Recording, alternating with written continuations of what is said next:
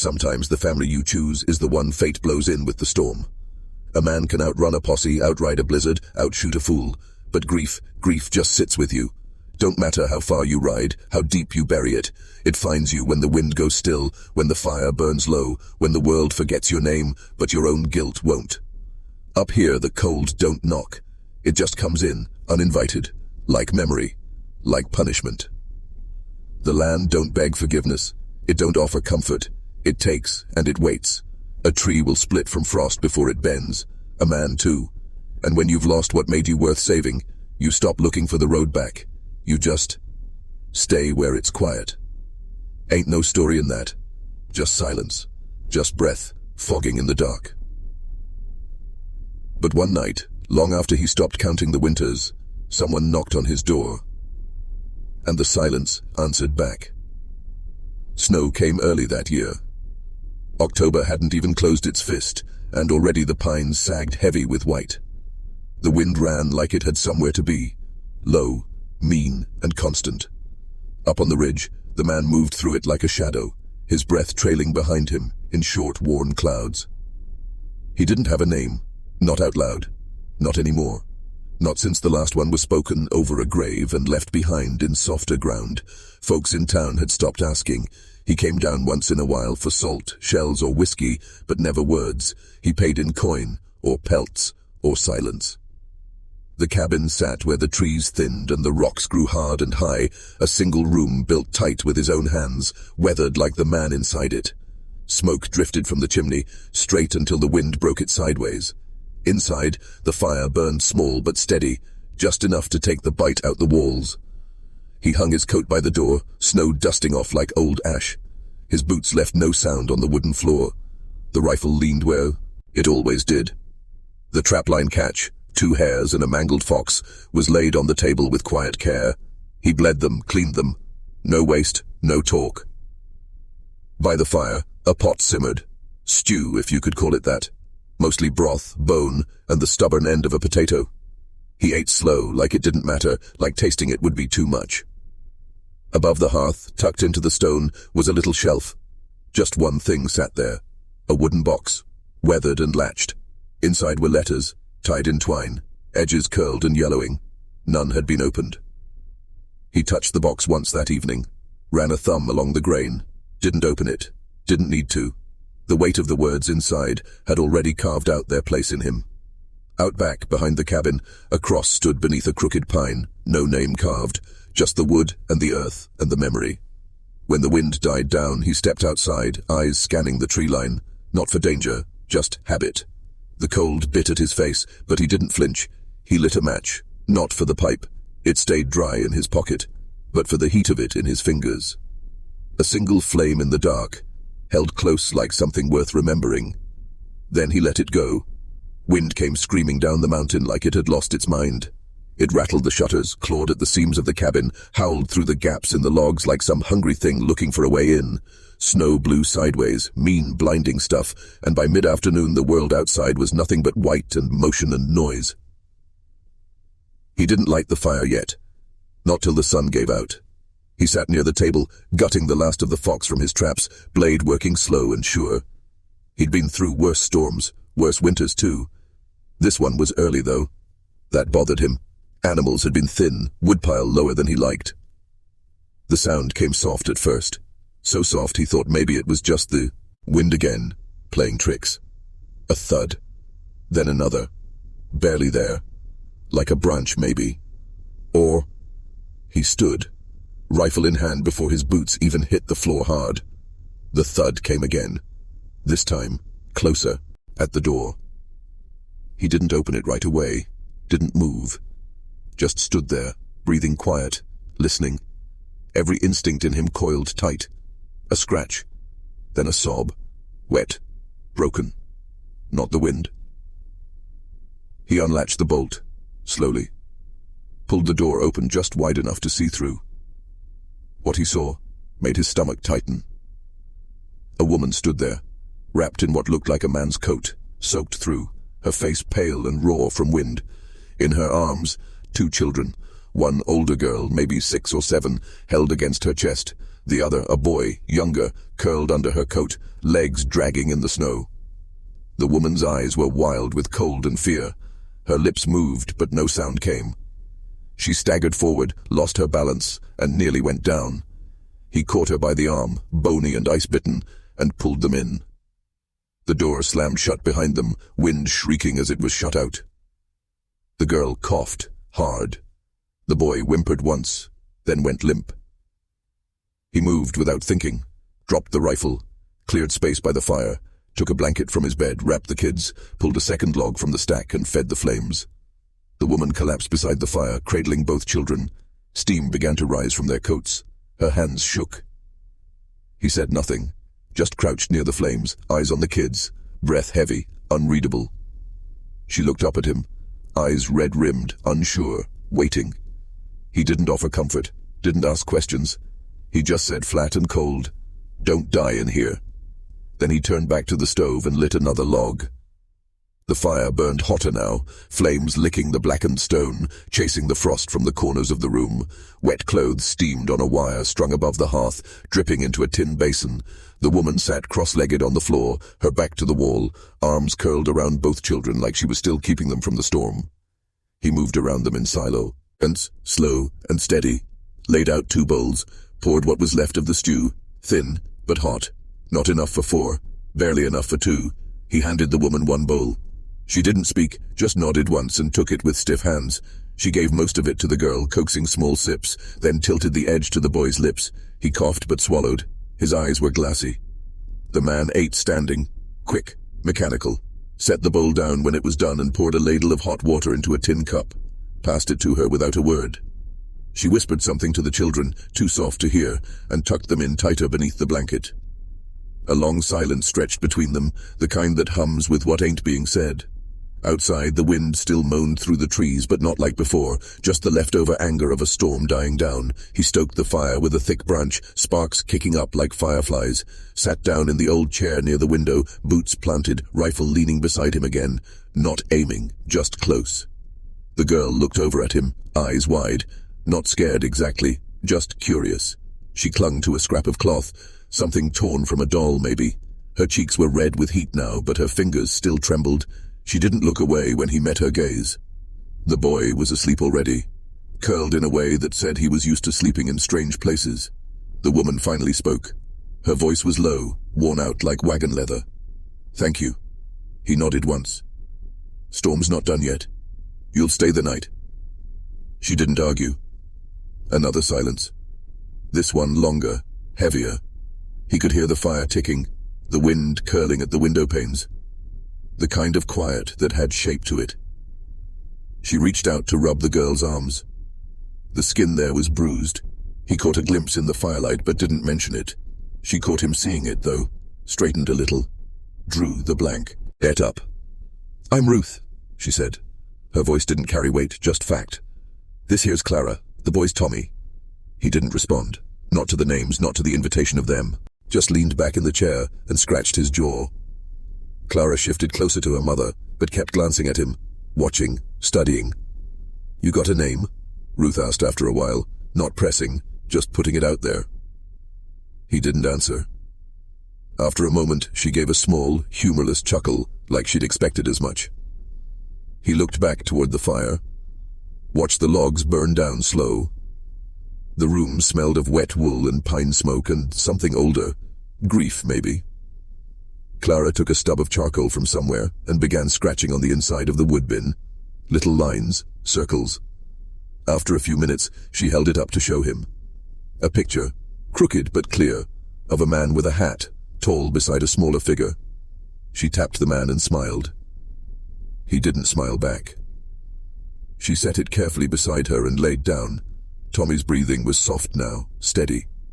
Ruth watched him watching them. He said nothing more that night, just poked the fire, checked the latch on the door, and sat until the room was dark except for the glow from the coals. The cabin was warm, but inside each of them, the cold hadn't gone anywhere. The storm passed, but the snow stayed thick. Days piled up like wood against the wall, slow and quiet, each one colder than the last. Morning to evening, the sky hung low and grey, and the world outside the cabin felt like a place no longer meant for people. He chopped wood just after first light. Always the same rhythm. 3 swings, turn, split again. The sound echoed through the trees, sharp and lonely. Clara watched him sometimes from the window, her little fingers leaving prints in the frost on the glass. He never looked up, but he knew. Inside, Ruth cooked what little there was. Dried beans, bone broth, the last of the jerky sliced thin. She worked quiet, movements practiced. She didn't ask what was his and what wasn't. She used what was needed and left the rest untouched. Tommy had a cough. Not bad yet, but enough to keep her eyes on him all night. She wrapped him in a scarf that used to be hers, kept his hands close to the fire. He didn't say much, just watched the man like boys sometimes watch their fathers, even when they don't know they're doing it. They all sat at the table now. 4 seats. 1 more than before. He never said grace. Ruth did, once. Just a soft murmur of thanks under her breath while Clara bowed her head and Tommy picked at a crust of bread. He didn't stop her, didn't join her either. Over time, the stillness inside changed shape, less like a threat, more like a question. He told stories sometimes, not funny ones, not warm, but true. About driving cattle through hail so thick it bruised your knuckles, about men frozen to their saddles by morning, about how the stars could lie to you if you didn't know which ones to trust. Ruth listened like every word mattered, like she was piecing something together from what he wouldn't say. He never spoke of the boy, not directly, but one day Clara found a wooden horse tucked behind the firewood pile, worn down smooth at the edges. She brought it to him, holding it out like it was a gift. He stared at it a long while before taking it. Didn't say thank you. Didn't say anything. That night, she drew again, this time on the back of a flattened box. 4 figures, a cabin, a horse. She showed it to him before bed. Smiled like it was the proudest thing she'd ever done. He held the picture longer than the last one, set it beside the fire, let it dry. Ruth saw it, saw the way he looked at the drawing, saw the way his fingers lingered on the child's outline. "Your boy?" she asked, low, careful. He nodded once, eyes still on the drawing. Name was Eli. She didn't ask how he died. She didn't have to. Some names carry their own funerals. He went quiet for a long while after that. The next morning she found him out back, standing near the crooked pine. Just standing, snow to his knees, breath like smoke in the cold. She didn't go to him, just watched from the window as he stood there with his hat in his hand, like he was waiting for the dead to answer back. When he came inside, he said nothing. But that night, he carved a second figure into the old chair by the hearth. Small, child-sized, rough, but made with care. Ghosts don't leave easy. Some don't want to. But some, if you give them a little room at the table, start to settle. The thaw came slow, first in drips from the eaves, then in the groan of branches shedding their burden. Snow still blanketed the mountain, but the days stretched longer, and the wind lost its teeth. Where before the land had crouched under winter's weight, now it only waited, uncertain. Inside the cabin, things had softened too, though no one spoke of it. Clara laughed sometimes now, that high, sudden laugh only children seem to have, half surprise, half joy. Tommy had taken to following the man around, copying his step, asking quiet questions about traps and axes and stars. The man never answered much, but he didn't shoo him off either. Ruth swept the floor one morning and found herself humming. Stopped the second she noticed, broom pausing mid-stroke, like she'd said something out loud she didn't mean to. He looked up from his chair, but said nothing. Just watched her a beat longer than usual, then went back to carving. It might have lasted longer. But the door opened again. Not with a knock, not with cold, with words. "We should go," Ruth said, not looking at him. She was sewing a tear in Clara's shawl, the needle working steady. He didn't answer right off. Just set the log in the fire, watched it catch. "They'll be looking," she said after a while. "I can feel it." He knew who she meant. Maybe not by name, but by the way her shoulders had never truly settled, even in sleep. The silence that followed wasn't empty. It was loaded, ticking. She tied off the thread and folded the cloth. "Can't stay where we ain't meant to." The children were outside gathering sticks. Their voices drifted in, bright, like things untouched. He stood, slow, walked to the table, rested his hand on the back of the fourth chair, the one Clara always took. "I never asked why you came," he said. "No," she replied, "and I never told you." She met his eyes then, steady, no tears, no pleading. At the door that night, he stood, just stood. One hand on the latch, the other at his side. He could hear them, Ruth's voice low, telling a story, Tommy asking if bears could smell sadness, Clara giggling. He didn't go in, just listened. The next morning, he brought in kindling, boiled water, set his rifle by the door. When Ruth stepped outside, he was splitting wood again. "We could make a trade," he said, not looking at her. "I got land, room, tools. Ain't much, but it's honest." She watched him finish the swing. The crack of the log echoed sharp. "This ain't a proposal," he added. "Ain't love. I ain't even sure I remember what that is." She didn't answer. He handed her the split piece. She took it. That night, no one packed. He never asked again. She never promised to stay. But when the fire burned down and the coals turned low, her shawl still hung by the door, and the fourth chair was pulled in, just a little closer to the heat. They rode into town just past noon, sun high and sharp above, the kind that bleaches everything it touches. The dirt road was dry, worn thin by wagon wheels and boots, and the wind kicked up dust that clung to skin and teeth like old sins. He rode ahead, hat low, coat faded to the color of the earth. Ruth followed, side saddle on the mule, Clara holding her waist tight, Tommy bouncing behind them on the old pack horse with legs too short for the stirrups. No one spoke much, not with the town drawing close like a thing they had left behind, now come to reckon. The place hadn't changed, not really. Same row of buildings slumped like tired shoulders, general store with the windows clouded over, blacksmith's forge quiet but breathing heat, church steeple rising over it all like it was watching more than praying. Eyes found them before they dismounted. Mrs. Lanning stared from the mercantile porch, a hand hovering near her throat like she'd seen a ghost. Joe Riggins leaned against a post outside the saloon and straightened slow, squinting like a man trying to place a half-forgotten name. The children didn't notice at first. Clara's face lit up at the sound of piano keys from a second-story window. Tommy asked if there'd be candy. Ruth kept her head high, wore the same shawl, rode the same pace, but her back, he noticed, was straighter than before, like something inside her was bracing.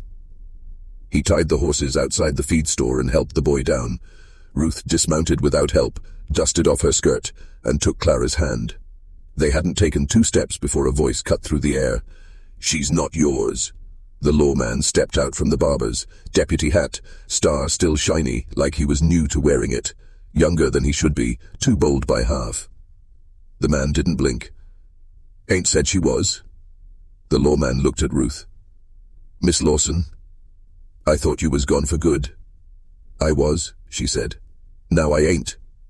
Another man joined, older, stiff collar, silver hair, Pastor Sims. "You come back here with a man like him?" he said, disapproval thick as smoke. "He's a ghost. Left this town before it could bury him proper." Tommy took the man's hand and clung to it. "Is that true?" Clara whispered. He looked down at her, then at the crowd gathering slow. 6 now, all quiet. "I left," he said. "Didn't bury nothing. Just walked off from it." The pastor stepped closer. "You live alone too long. You forget how to carry folks." "I didn't forget," he said. "I just broke." That stilled the wind for a second. Ruth turned toward the general store, breaking to the weight of it. "I came for cloth, flour, and boots for Clara, not judgment." But judgment followed anyway. Inside, the store was warmer, quieter. Ruth picked through bolts of calico. Clara ran her fingers across rows of buttons. Tommy stared longingly at the red licorice ropes in the jar on the counter. The man paid with coins dulled by time, didn't haggle, didn't speak more than needed. Outside again, the stares hadn't faded, nor the whispers. "Does he even have a name?" someone muttered. Ruth heard. So did he. She took his arm, not gently, not soft, but firm, certain. "He does," she said. "And he's earned it." They rode out with the sun lower and the dust rising behind them. The town didn't chase, Didn't call out, but it watched, like always. Tommy leaned back and said, "I like the mountains better." "So do I," Clara said. The man gave a small nod. He hadn't found peace in that town, only ghosts still talking like they had something worth saying. But back on the trail, with the wind at their backs and the cold pine scent coming down the hills, he knew what mattered. He'd walked off from the world once. This time, he was riding back into it, with something to lose. The fire was low, more ember than flame, casting long shadows across the walls like they were remembering something. The night outside pressed quiet against the windows, and even the wind had settled down. Ruth sat near the hearth, needle in hand, though the mending was done long ago. Just the motion now, thread through cloth, back again, same place, same rhythm. He sat across from her, chair creaking when he shifted, boots off, shirt sleeves rolled, a coffee cup cooling in his hand, though he hadn't sipped in some time. Neither of them had spoken in near half an hour, but it wasn't uncomfortable. Not quite. Just thick with something that hadn't been named. Clara and Tommy had gone to sleep, early. All that excitement in town had worn them out. Their breathing now the only sound upstairs, soft and even. He cleared his throat once, not loud, just enough to break the spell. "I was thinking," he said slow, "about this place. About how it's too much for one man, and not near enough for four folks without a tether." She didn't look up from her thread. He set the cup down gentle. "What I mean to say is, this ain't no offer you'd find in a preacher's book. There's no ring, no kneeling. I ain't that man." Still she said nothing. The needle paused, then moved again. "I got land," he went on. "It's hard and lonesome, but it's honest. There's a house, small, but it don't leak. Got tools, a stove, a few animals come spring. Ain't much, but it's steady." The fire cracked. She glanced up now, eyes catching the firelight. "I could put your name on the side of the shed," he said, a little quieter. "Could make it yours. Not like a husband. Not rightly. But maybe like a man who don't want to see you go." Ruth's hand dropped to her lap. She looked at him, really looked. And for a second, he thought he saw something flicker in her face. Not love, not even relief. Just the barest edge of trust. "I never asked for rescue," she said. "I ain't offering rescue," he replied, "just room." She nodded once, slow, folded the cloth in her lap. "I'll sleep on it." He stood, tipping his head in that way men do when there's more they want to say but know they shouldn't. She added one more log to the fire before bed, not because it was cold, just because it wasn't quite time to let it die. In the morning, she was still there, and the fire hadn't gone out. Spring came like it always did, sudden, muddy, full of noise. Birds returned before the grass, and the creek behind the barn swelled with meltwater, fast and loud, like it had something to say. The mountain let go of its white coat slow, but it let go all the same. Time didn't announce itself. It just started moving different. Tommy grew fast, took to chores like he was born for it, could patch a fence by 10, drive a nail straight by 11. His boots always ran a size too small before anyone noticed, and Ruth'd sigh and shake her head, then sew him new socks from whatever cloth she had left. Clara turned quieter as she grew, watched the sky a lot, talked to the horses like they were kin. She learned to ride on an old mare they called Maple. Stubborn thing, mean if you let her think she was in charge. Clara never raised her voice, never used the crop, just rode like she'd always known how. The man, his name finally started to return in small ways, a Jacob once from Ruth when she called him in from the field. Pa, from Tommy, first time at the well, then again and again. Clara waited longer. She never said it in front of others. Only once, when he was tucking her in during a storm, did she whisper, "Good night, Pa," like it might break if spoken too loud. He didn't say much in return, but he stood outside her door a long while that night, listening to the wind and her soft breathing. Ruth never wore a ring, never needed one. They worked side by side, planting, mending, teaching the kids, keeping things going. She kept her own room, her own ledger, her own way of knowing things. But when she passed him the coffee each morning, or brushed the sawdust from his sleeve at supper, it was more than some marriages ever saw. One fall, Tommy shot his first deer, stood straight beside it, proud but quiet. Jacob helped him dress it, said little, just nodded when the boy didn't flinch. Clara painted once, on an old scrap of wood. A cabin, 4 stick figures, a tree, and a horse. Left it on the windowsill where the sun hit it best. He found it there after the snow came, brought it in, set it by the fire where it stayed. Years turned like the leaves, gentle, unannounced. A good harvest here, a bad one there. A barn rebuilt, a tooth lost. Ruth's hair streaked grey near the tempe. Les, his beard came in whiter each season. One summer, a man with a camera came through, on his way to Denver, offered to take a photograph for $1. Ruth hesitated. He didn't. Paid the man with a jar of honey and half a sack of cornmeal. The 4 of them stood on the porch, stiff in the sun, the children too tall now to be held. Ruth wore her best shawl. Clara refused to smile. Tommy did, just barely. The man handed them the photo a week later, black and white, blurry at the corners, but clear enough to see what mattered. Jacob framed it in pine and carved 4 letters into the bottom. Home. He didn't say it, just left it on the mantel. That winter the wind came back strong, but the cabin held, the walls thick, the fire hot. And when he stood outside after supper, looking up at the stars with frost in his beard and his hands rough with work, he felt something different than before. Not peace, but something like it, something earned.